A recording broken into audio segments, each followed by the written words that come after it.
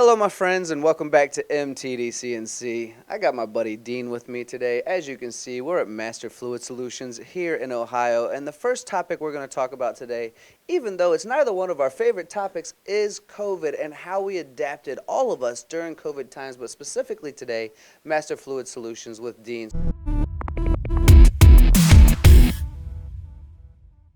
Maybe it's not our favorite topic, but it is a topic that we need to discuss. And how did you guys work during this whole, as we've called a pandemic over the last few years? Well, it was difficult. So what we started with is trying to make sure all of our employees were notified and safe. So we started with a drive to try and find vaccines when vaccines came out. So I started in December of 19, right around when the first vaccines were coming out. So our HR group did a great job working with local hospitals and local clinics to make the vaccine available for anyone that wanted it. So, we're a private, family-owned company. We treat all of our employees like family, so we weren't enforcing the vaccine, but we wanted to try and make everyone aware.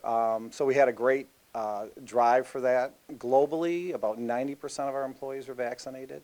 So that was our initial focus. We wanted to keep everybody safe. And then we started to work on workforce stress and mental well-being as well. As the COVID continued to last much longer than we originally thought it would, we did a lot of activities to relieve stress in the environment, and then we also did a lot of activities with mental well-being. That is so important, and thank you for doing that. Because mental well-being is not a physical attribute that we can just see on anyone. Oftentimes it's overlooked. So I'm very grateful, and I'm sure all of the people who work here are as well. Thank you for doing that. So traveling around this entire time and being a part of this environment, I've had the opportunity to kind of see and interview how the industry has been forced into a position, even though we had it on our minds to begin with, of automation, doing things more, keeping spindles running. We've now put in robots and cobots and pallet change systems and bar feeds, but oftentimes overlooked is the significance of coolant. What if my coolant gets blocked up? What if I'm not paying attention and my coolant bin fills up with chips, and then when I'm running automation through the night, I have no coolant actually on my parts? Because I'm sure that you've seen this as well. What did you guys do during this time with this influx of automation to adapt to that as well?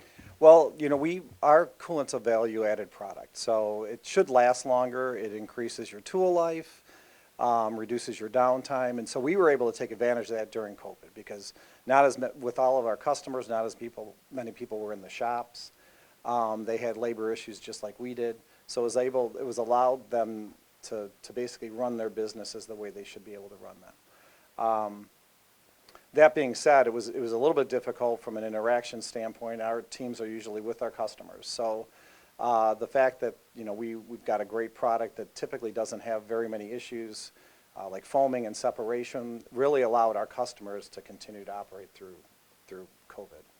It's great significance, and I'm happy you mentioned that, because when I think about some of the mistakes I've made personally while machining, it is not paying attention to my coolant, to be fair. And sometimes it's, the wearing down of tools or not the rigidity in the work holding. But oftentimes overlooked is the fact that my coolant bin is now filled up with chips. And I thought I had 10 gallons, and now I have a gallon. Yeah. And then I walk away from the machine, and 30 minutes later, I'm not running any coolant on my part, and now I have a scrap part. These types of things help save people money. This understanding of what coolant based on material is important as well. Do you see a lot of that? Yeah, and we've done a lot of education with our customers, so they carry off, and we've got coolants that last significantly longer than they used to. So again, when you've got lights out machining and things, it takes a lot less resources to manage those shops now.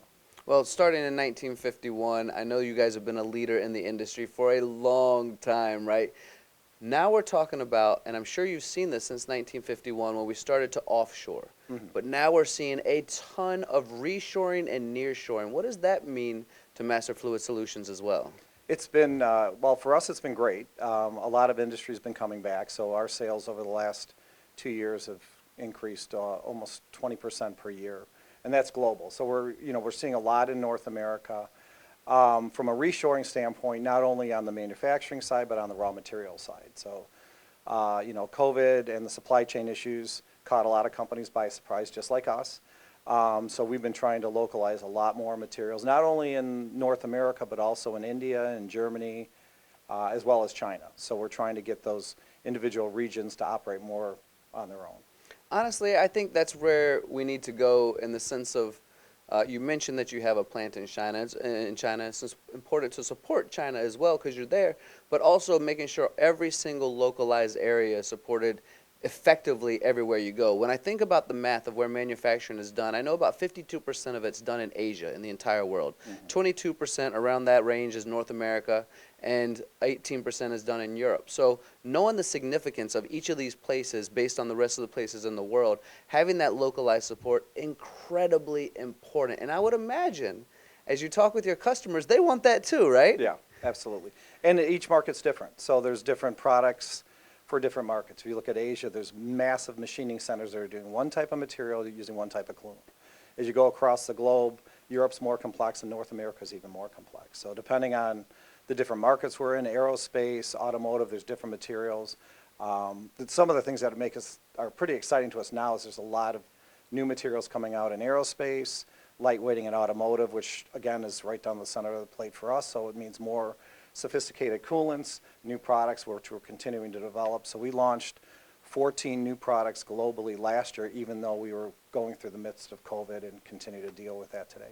And continuing with nearshoring and reshoring is that a lot of other companies are doing it. We're seeing a massive influx right now, Yeah. just kind of because everyone wants it to be localized. And walking around your 80,000 square foot facility and seeing these huge tanks, and then your salad bar, as you guys like to call it, for kind of your one-offs. You guys are ready to support all the companies that are coming back as well, aren't you? Absolutely, yeah. We've got tremendous amount of capacity, and we're pretty excited about it. We're seeing a lot of industrial growth continuing to right now, and I think with a lot of the current administration's planning, right, there's a lot of more investments coming in the U.S., and it's all going to be requiring metal removal, which is great for us. It is an exciting time here in the U.S. It is exciting to see what is happening with automation. It's exciting to see how advanced coolant has become. It's exciting to see all the nearshoring and reshoring. So I am very grateful to have this time and this conversation with you to learn a bit more about how Master Fluid Solutions is adapting to and throughout this entire process to know it's been 70 years, but there's another 70 coming and another 70 that, and you're in fourth generation going on after that as well, aren't you? We're fourth generation, family-owned business, and really trying to grow. You know, we're going to continue to be here. I think on the nearshoring, everyone's trying to do it at the same time, which makes it difficult, right? So we've got a great supply chain team that is continuing to work with our local suppliers, making sure we can get the materials. It is nice to have a global footprint because we can still use some of those outside regions for some of the rare raw materials that only come from one area. China produces tremendous amounts of yellow phosphorus, which we need, but we are also taking the initiative to find local sources too. Well, there you have it, my friends. This is my buddy Dean, and if you're looking for a coolant solution, your go-to coolant solution, go to masterfluids.com, and I know Dean and all of his friends here would look forward to seeing you there.